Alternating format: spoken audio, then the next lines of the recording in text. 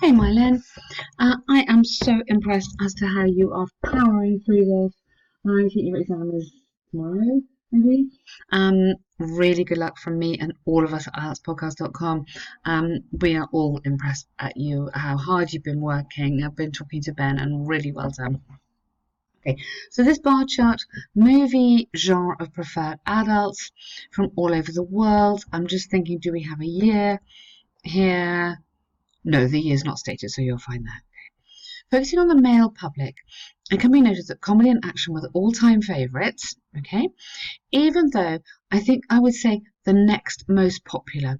I'd say you have following preferred, but to me the next most popular group comprised of horror, drama and animation, ranged between, you need a which in there because you're in a long sentence here. The difference is remarkable. Okay, that is really, really nice. Now, only my comment maybe would be just in terms of you've just decided to do male and female separately, but comedy, obviously, the figures are very similar.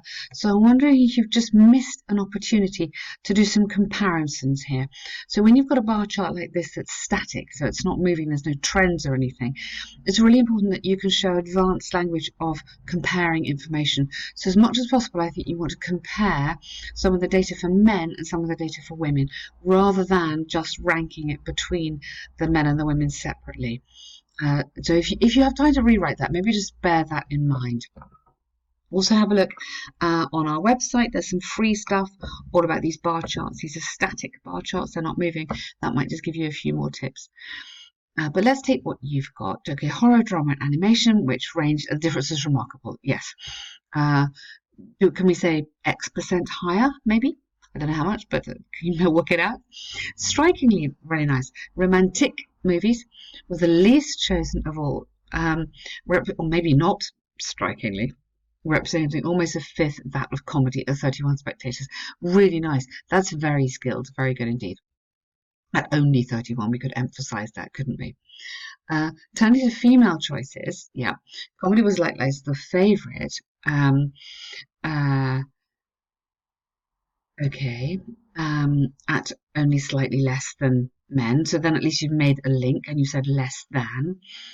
Unlike males, however, the second preferred type of movie was romantic at 116. Regarding the other genres, okay, you've given me a very... Now, to me, that is a big gap. So I think you would be better off grouping the drama and the...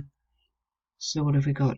Yeah, drama and action, and then because I don't think you can put all of those together, four together, and that much difference. I think you need to split that. I think you've missed an opportunity there just to give some more information. You need a few more sentences and a comparison. So, whereas with men, for women it was this, or compared to men, the figure for women was only this. I mean, maybe you can find some of them is actually not that much different. So I think you need a little bit more here. So you need a comparative and you need something between the men and the women. So overall, what stands out from the graph is although comedy was the popular choice, in contrast, the contrast observed in romance was dramatic, with the female viewership amounted almost 4 times that of males. Okay, that's lovely. Good. One more sentence there. That's all. But well done. You've understood it, and I like how you're using some really interesting language here. You're not just giving me boring sentences. So good stuff on that one. Now, this is really interesting. You've written a very nice essay here. So from your own knowledge and experience. So experts have extensively debated whether the issue of the recent increase in travelling is beneficial or detrimental for society. Yeah.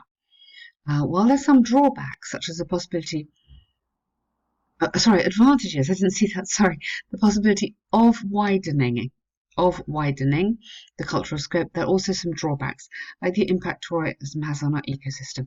Absolutely bang on. You've got it. That's exactly what the task is about. Good. This essay should draw on. I was going to say will. I wouldn't have should. Should is a recommendation. Examples from the German Tourist Federation and Oxford to demonstrate points and prove arguments. On the one hand, there's ample scope evidence to suggest that travelling is one of the best ways to expand and broaden our cultural scope. Lovely. Even if one only travels domestically, there's a high possibility that by exploring different regions, one will encounter different practices, cultures or civilizations, especially in European countries who have a large and varied cultural heritage. Fantastic. This is a perfect sentence. I especially like your alliteration. Using words that have the same letter. For example, a survey conducted by the Germans revealed that individuals who had travelled very good past perfect the world were more empathetic, respectful, and understanding towards people who came from different backgrounds. Well done. That is so good. Lovely vocabulary. Really beautiful. Could you do that in the exam? I hope you can. It's amazing. Therefore, it's conclusively clear this is one of the greatest ways of expanding our Yes, we don't want to repeat cultural too much, but cultural and intellectual horizons you could put, and building bridges between people. I really like that. On the other hand, although this is a case for becoming more open-minded through travelling, the impact this has on ecosystems cannot be overstated.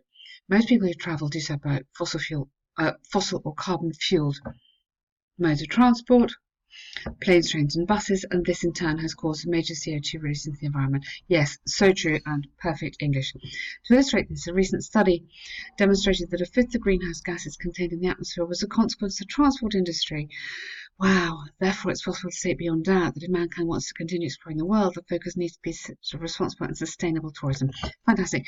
When we talk about the environment, I know you've done this before very well. There's so many buzzwords, aren't there? There's so many collocations, there's so many words which just work together. Sustainable tourism. All these, we know these expressions and it's perfect to use them. Well done. In conclusion, while it's clear that the advantage of travelling might be culturally enriching, and enticing, which is like the same as attractive, enticing, the environmental consequences of such practices can be dire. In the future, it predicts that ecotourism will flourish and society will be able to continue enjoying the benefits of vacationing. Okay, this is really, really good. I think this is a fantastic essay. If you can produce that in the exam, you are on the way to getting a very good grade. I love your vocabulary. It's really strong, works well. You put it in a beautiful context. Your paragraphs are very well formed. It's developed. You've argued it really well. Congratulations. Seriously, seriously good stuff. Thank you.